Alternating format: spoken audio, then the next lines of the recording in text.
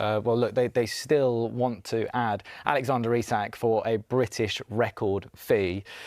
Andy, you know all about a British record fee at the time. You know, Newcastle to Liverpool, £35 million.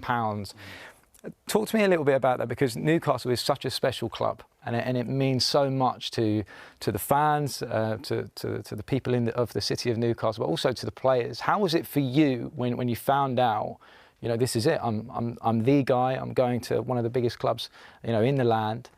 What were the emotions like?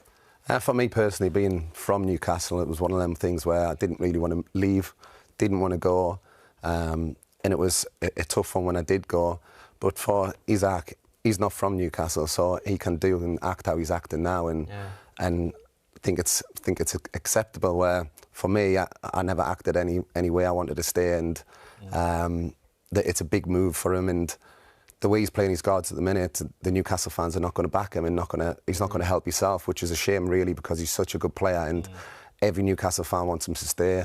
Manager wants him to stay, and it's just a shame really. That's how he's acting. 100%. I mean, I've got to say, I'm fascinated by the fact that you know, I mean, I would imagine, as I say, if you're playing for any team, to be a British record fee and you're moving to another great club, surely you would be, you know, ecstatic by that. But you were sad about it. You didn't want to go. Yeah, I think if I was at a club that it wasn't my home and looked up to and wanted to play for all my life, At what point did you know like that it was happening? And you well, were it was like, a transfer window the last day, and it was just like you're going, and that was it really. And it was something that it was really hard for me, to be honest.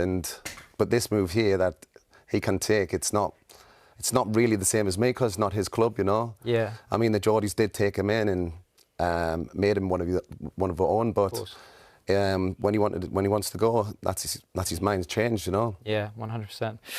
Well, Alexander Isak will not be in the squad for Newcastle's opening game of the season against Aston Villa. Eddie Howe gave this update on the striker's future today. Is there a way back for him to play for Newcastle again on whenever it may be?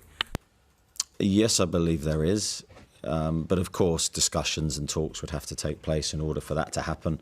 I think all options and potential scenarios are open and available to Alex. I don't think any door is closed. Ultimately, it's going to depend on him. I've said many times during this summer, I'd want him to play, want him to train. And of course, I've had those conversations with him. But I think the details of those conversations need to remain private. Do you still expect Alex to be a Newcastle player on September the 2nd? Yeah, I at the moment I would, but I've got no change of feeling throughout the summer. It's not in my hands. But he's contracted to us, so that's why I say that.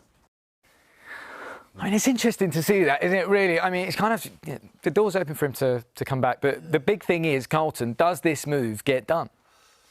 I think it does, you know. You think it does? I think it does.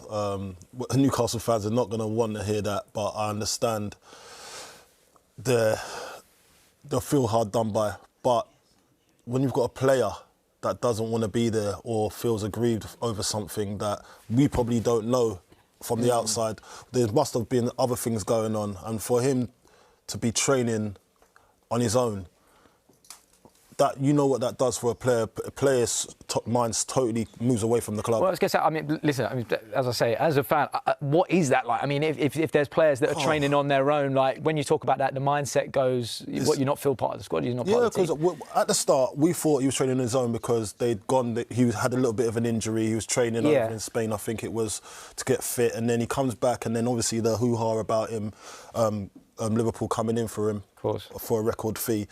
So I was thinking that he's going to go back and return with the team. But then that doesn't happen. Then you're thinking, ooh, there might be something else here. Yeah. And then whether it's Newcastle have told him, listen, go and cool off over there and train on your own and then come back with a better frame of mind. Or he's saying, I'm not training with you until you get rid of me. Or we'll go to the next page now because I'm done with you.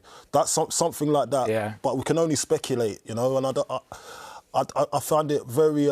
awkward when we speculate and don't know the facts. Yeah, of course. Because we've been in that position when the story's been printed and it's totally different story. Yeah. So you have to understand. I think he's got to the point. Yeah, what has he promised? Was he promised a new contract last season? Did that happen? I know there was a change of backroom staff and board, and I think it had something to do with that because he was promised something, and then when the new regime came in, it kind of changed. So he probably feels hard done by. Absolutely, and look. And you were there at the Carabao Cup celebrations when Newcastle. I saw you celebrating with the team as well. Yeah. Was you there with the team? I was up there. Yeah, Was you? The trophy. I saw it. Yeah, but that's You it. should have got your kit on. You got your kit on. All the kids with me, they loved it. It was brilliant. But that's it. I mean, look, you know, you are a Newcastle fan. You know, you love that team, and I think if Alexander Isak, if he doesn't get that move. From a Newcastle fan perspective, how do you think they're going to feel about that? How long is that going to take to reintegrate into that side, going out there in St James's Park? I think his first goal does it. You think that's it, easy as that?